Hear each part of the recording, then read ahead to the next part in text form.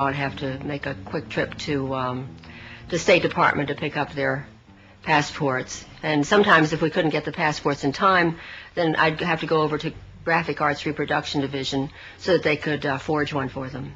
Most of them were artists in there, but they were recruited from prisons because they were forgers, and they were master forgers. They were people who knew how to forge money, and they forged all kinds of things. That's how they made their living. And so the FBI would arrest them, and then CIA would come and spring them.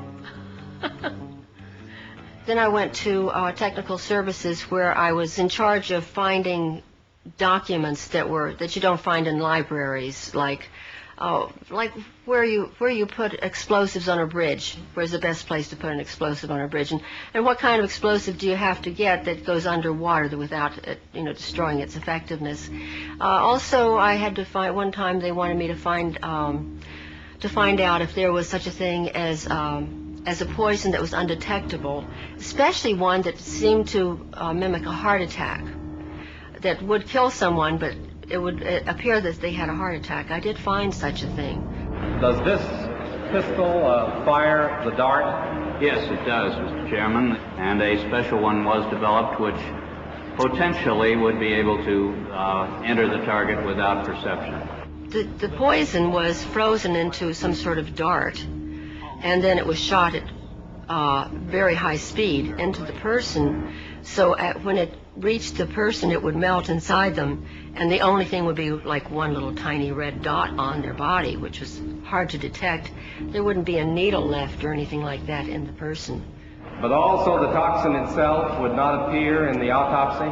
Yes, so that there was no way of perceiving that the target was him.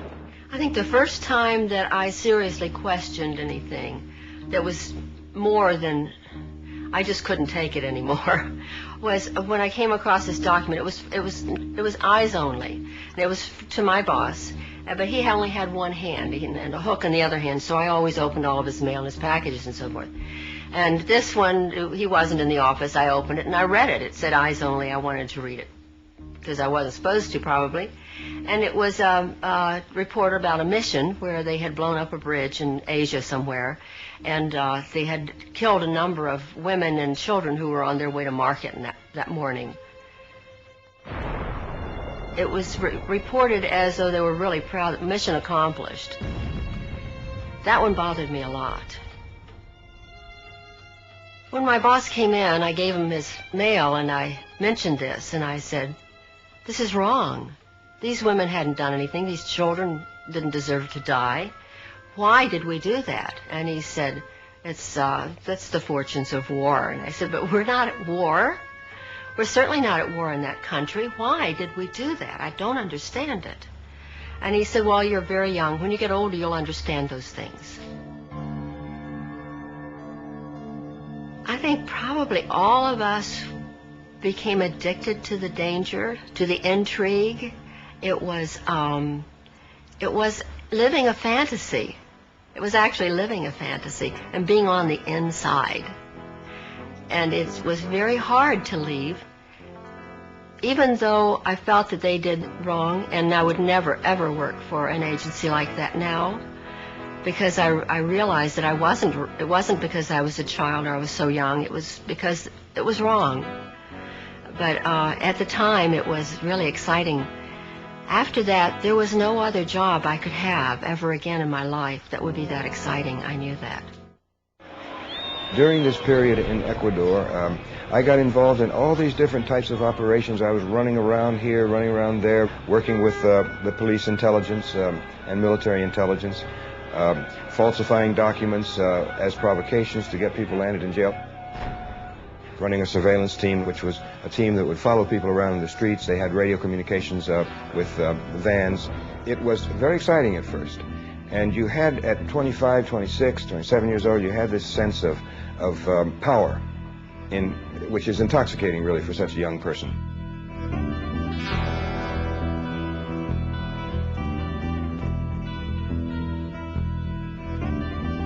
My motivation was partly the youthful romantic aspect of it, which was the idea of secret work, of being abroad in strange cultures and communities, and but patriotism was also a very strong motivation.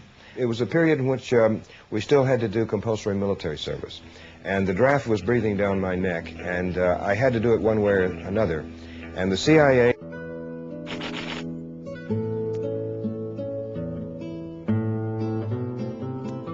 I was sent down to Quito, Ecuador, where I worked for a period of 3 years. Poverty breeds anger and despair. Anger and despair are ingredients of violence, of lawlessness, of revolt. And our job was to squelch or impede the influence of the Cuban Revolution throughout Latin America, because the Cuban Revolution had such an impact in Latin America. And in practically every Latin American country, there were people who went into armed struggle at that period to emulate the Cubans, hoping that they too could overthrow the traditional ruling power structure in their countries, in which very few families controlled the land and the wealth, and that meant that a very large proportion of the population was marginalized. They didn't count. Here, as in so many other places on this troubled earth, can be seen the conditions that give rise to conflict, to riot and revolution. Here can be found the familiar challenges that threaten the future of us all. We are here. When I was working in Uruguay, it was a complicated period. The trade unions and students were out in the streets all the time, and there was a state of siege imposed. And we wanted to stop these lightning demonstrations, which were making our police look bad. And so one of the leaders of these squads of the Communist Party was Oscar Bonaudi. And I had him arrested. It was supposed to be simply preventive detention. But on that Sunday morning, I knew he was under arrest, and I didn't know what was happening, but we were sitting in the room as the chief of police was reading a document I had written to attribute all this violence and unrest and strikes to the Soviets. It was false, but it was very credible the way I'd written it. And then these sounds began to come through the walls, and it was a low moaning sound, and I wondered to myself as it got louder and louder, and the chief was embarrassed, whether it was the guy whose name I had given. And he told me the story that yes, it was Bonaudi, and that one of the most sadistic of the high-level police officers had ordered his interrogation and torture that Sunday morning. But it was a horrible sound. I'll never forget it. It's just awful to hear that moaning and groaning and screaming coming through the walls. I began to question the work. The initial thrill of being on the inside, of having this secret power, of knowing things that individuals and governments try to hide, had faded.